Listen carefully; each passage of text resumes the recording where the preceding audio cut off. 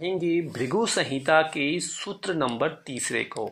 तो तीसरा सूत्र जो महर्षि भृगु ने शुक्राचार्य से वार्तालाप करते हुए बताया कि वत्स कि जहां शनिदेव बैठते हैं, उन्होंने तीसरा सूत्र शनिदेव के बारे में बताया कि शनिदेव जहां बैठते हैं उस घर का वो क्या करते हैं और क्या नहीं करते हैं, कैसा प्रभाव वहां मिलेगा। क्योंकि शनि जहां बैठेंगे वो कहेंगे कि आई एम द लॉ, मुझसे बड़ा कोई नहीं जस्टिस दे सकता और मैं ही चीफ मिनिस्टर हूं, मैं ही प्राइम मिनिस्टर हूं और मैं ही प्रेसिडेंट हूं। तो इसके बारे में भृगु जी ने तीसरे सिद्धांत में कहा। तो देखिए इस वीडियो को आप अंत तक देखिए, वो बहुत कुछ सीखने वाले हैं भृगु जी के बारे में। और यहां पे मैं आपको इस बात को क्लियर कर दूं कि जो लोग भृगु संहिता जानते हैं या आप सीख रहे हैं, बहुत अच्छी बात है, तो जो भी उनके सामने बैठते हैं तो वे आपके भूत और भविष्य को नहीं देखते जब आप उनके पास जाते, ये सिर्फ एक मानचित्र पढ़ रहे होते हैं। तो जो भृगु संहिता जानते हैं या कोई भी एस्ट्रोलॉजी, वो आपका मानचित्र पढ़ रहे होते हैं, एक सहज ज्ञान का नक्शा पढ़ते हैं और वे पता लगाने की कोशिश करते हैं कि परिस्थितियां किस प्रकार से बनेंगी, किस प्रकार से रिजल्ट आएगा, ये वो बताने की कोशिश करते हैं। और जरूरी नहीं है कि ये जानकारी हर समय सही हो, कई बार आप अपनी बातों को छुपा सकते हैं। क्योंकि जब आप किसी से कंसल्टेंसी करते हैं तो अपनी चीजों को विस्तार से बताइए, टेस्ट करने की कोशिश मत कीजिए। क्योंकि सामने जो बैठा हुआ एस्ट्रोलॉजर है वो आपके भावी क्वेश्चन को देखेगा और उसका फ्यूचर के हिसाब से जो दशाएं अंतर्दशाएं होंगी, जो एज आने वाली होंगी, उनका प्रेडिक्शन करने के लिए बैठते हैं। तो आपको ये समझने की जरूरत है कि जानकारी हर समय नहीं हो सकती, क्योंकि यह पढ़ने वाले की व्यक्ति की क्षमता विशेषज्ञता पर निर्भर करता है कि वो कितना एक्सपीरियंस्ड है, ये डिपेंड करता है। साथ ही साथ आपने क्वेश्चन जो पूछा है, लहजा जो पूछा है, उसका क्या आधार है। हर कोई एक ही तरह से पता नहीं लगा सकता, लेकिन मूल विश्लेषण सही होगा। उदाहरण के लिए वो उदाहरण मैं आपको वीडियो के दूसरे हिस्से में बताता हूं। उससे पहले मैं शनिदेव का यहां लेता हूं। कहानी जैसी प्रॉमिस की थी, बात करते करते हम आगे चलेंगे। तो मैंने कहा शनिदेव जहां बैठेंगे वहां पे लॉ होंगे और वहां के माई बाप होंगे। एग्जाम्पल ले लेते हैं। तो मान लीजिए शनि आपका कोई भी कुंडली है, शनि आपकी कुंडली के पंचम भाव में बैठे, वो किसी भी भाव में बैठ सकते हैं, इसको मान के चलिए। मैंने माना कि शनिदेव आपकी कुंडली के पंचम भाव में बैठे हुए हैं। अब शनिदेव यहां पर बैठकर क्या करने वाले हैं। तो पहला कंडीशन कि शनिदेव जिस घर में बैठेंगे, आप इसको नोट बना ले लिए। अगर नोट बनाने में तकलीफ होती है तो कोरा पे भी हम इसके बारे में लिख देंगे, आप वहां से भी कट कॉपी पेस्ट कर सकते हैं। ज्योतिष का एस्ट्रोलॉजी कोरा पे अभी आप हमसे सम्मिलित हो सकते हैं। तो शनिदेव जहां बैठेंगे, जिस घर में बैठेंगे, वो कहेंगे भाई मैं लॉ हूं, जैसा मैंने कहा, मैं ही प्राइम मिनिस्टर हूं, मैं ही माई बाप हूं, मुझसे बड़ा कोई नहीं है, कोई भी प्लेनेट मेरे दमखम को नहीं परास्त कर सकता। तो कल जहां बैठेंगे तो आपको उस भाव से रिलेटेड कर्म करने के लिए मजबूर कर देंगे। तो आपको उस भाव से रिलेटेड कर्म को फिनिश करना ही होगा इस लाइफ में, जिस भाव में बैठे हैं। उस हाउस से रिलेटेड आपको कोई भी गलत कार्य नहीं करने हैं। एक बात तो ये आप मान के चलिए, कोई भी मिस्टेक्स अगर आप करते हैं उस भाव से रिलेटेड, अभी मैं एग्जांपल बताऊंगा, तो आपको उसका खामियाजा भुगतना पड़ सकता है। और जो आप कार्य करेंगे जिस घर में शनि बैठे हुए हैं, तो शनि देव आपकी जिंदगी में उसी घर से रिलेटेड जजमेंट आपको देंगे। कब देंगे? जब भी शनि देव का किसी ना किसी प्रकार से आपके ऊपर गोचर के थ्रू, दशा के थ्रू, चाहे वो विंशोत्तरी हो, अष्टोत्तरी हो या फिर चर दशा हो, उसके थ्रू कोई प्रभाव पड़ रहा है तो शनिदेव वहां पे डेफिनेटली रिजल्ट आपको देंगे आपके कर्मों के हिसाब से।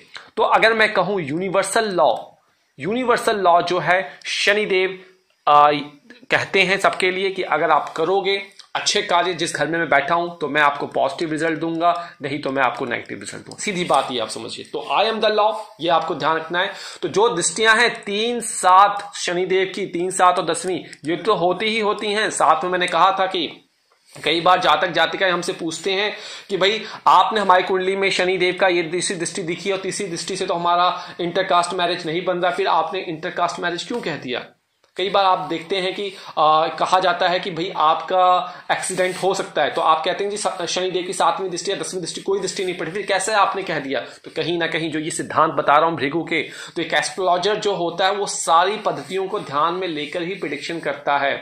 तो जो प्रिडिक्शन वो करते हैं आपके प्रेजेंट सिचुएशन के हिसाब से करते हैं, इसलिए आप टेस्ट करने की कोशिश ना कीजिए। क्या आप कभी भगवान को टेस्ट कर पाते हैं?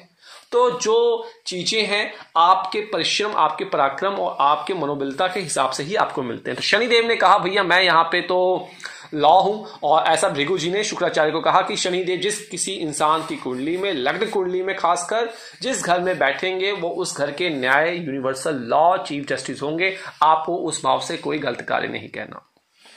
तो मैंने क्या कहा आपको? मैंने कहा कि शनिदेव आपके पंचम भाव में बैठे। अब नोट कर लीजिए पंचम भाव किसका होता है। पंचम भाव जो होता है वो हमारे रोमांस का होता है, हमारे बच्चों का कारक होता है, वो हमारे म्यूचुअल फंड का होता है, वो हमारे इंटेलिजेंस भाव का होता है। भावों के हिसाब से रोल इनका चेंज हो जाता है पंचम भाव का। तो ये सारे भाव जो है पंचम भाव को रिप्रेजेंट करते हैं। तो मान लीजिए अगर आपने इंटेलिजेंस में अपना इंटेलिजेंस लगाया, आप किसी ऑर्गेनाइजेशन में कार्य कर रहे हैं और उस ऑर्गेनाइजेशन में आपने अपना दिमाग लगा के कुछ गलत तरीके से करप्शन के हिसाब से आपने पैसे कमा लिए, उस समय तो आपको प्रॉफिट हुआ, उस समय तो आपको प्रॉफिट मिल गया, पैसा मिल गया, लेकिन अभी तो जिंदगी बहुत बड़ी है और शनिदेव उसका डेफिनेटली आपको कहीं ना कहीं जब जजमेंट का टाइम आएगा तो वो वहां पे आपको नेगेटिव रिजल्ट देंगे। हालांकि दूसरा केस क्या हो सकता है, आप समझिए इसको। अगर मान लीजिए आप किसी इंटेलिजेंस वाली पोस्ट पे बैठे हुए हैं, आप इंटेलिजेंस वाली पोस्ट पे बैठे हो, उस इंटेलिजेंस से किसी की आप हेल्प कर रहे हैं, किसी को हेल्प करके किसी एग्जाम की तैयारी करवा रहे हैं, या किसी को म्यूचुअल फंड में इन्वेस्टमेंट करना सिखा रहे हैं, कि कोई रोमांस लाइफ में फंसा हुआ है उसको सिखा रहे हैं, किसी को बच्चे की प्रॉब्लम आ रही है उसकी हेल्प कर रहे हैं, तो उस केस में शनिदेव जब जजमेंट करने पे आएंगे तो आपको वो पॉजिटिव रिजल्ट देंगे, चाहे शनि आपकी कुंडली में किसी नेगेटिव इफेक्ट ही क्यों ना पड़ा, राहु की दृष्टि क्यों ना पड़ी, सूर्य की दृष्टि क्यों ना पड़ रही हो, 6, 8, 12 के मालिक ही शनि की दृष्टि क्यों ना पड़ी हो, परंतु शनि जो है आपको शुभ फल देने के लिए मालिक बन जाएंगे और आपको डेफिनेटली शुभ फल वो यहां से देंगे। सिंपल आपने याद कर लिया, समझ लिया। एक और, अगर शनिदेव आपके लग्न में बैठे हो तो आपको लग्न से रिलेटेड कोई भी गलत कार्य नहीं करना। दूसरे भाव में बैठे हो तो एक्सटेंशन ऑफ फैमिली से रिलेटेड, वाणी से रिलेटेड कभी गलत कार्य नहीं करना।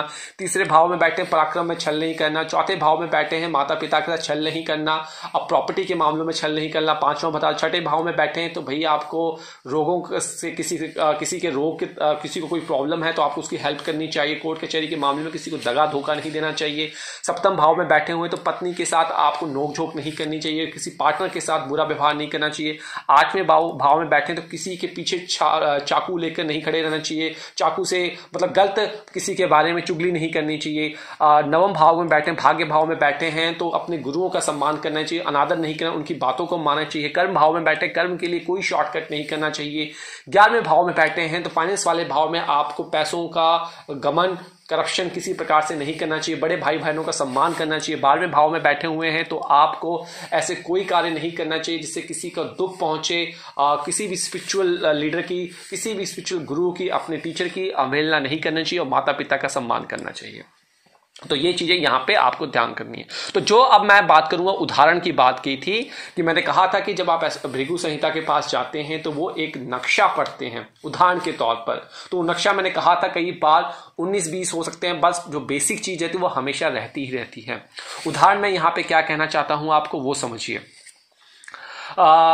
जैसे बारिश होती है तो हवा का दबाव, आर्द्रता और अन्य तत्वों को देखकर मौसम विज्ञानी ये भविष्यवाणी कर सकते हैं कि वर्षा होगी या नहीं होगी, लेकिन ये हमेशा 100% सही नहीं होती।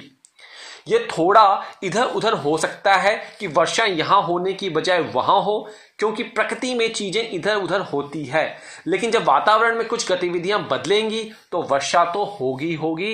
ये बस वैसा ही है जैसा कि आप एस्ट्रोलॉजर के पास जाते हैं, डॉक्टर के पास जाते हैं। तो आज यहां पे समापन चाहेंगे। आशा करता हूं कि आपको तीसरा सिद्धांत यहां पे समझ में आएगा। चौथे सिद्धांत की बात करेंगे, फिर से शनि की बात करेंगे, एक और स्टोरी के साथ बात करेंगे। तो अगली वीडियो का इंतजार कीजिए। नमस्कार, जय माता दी।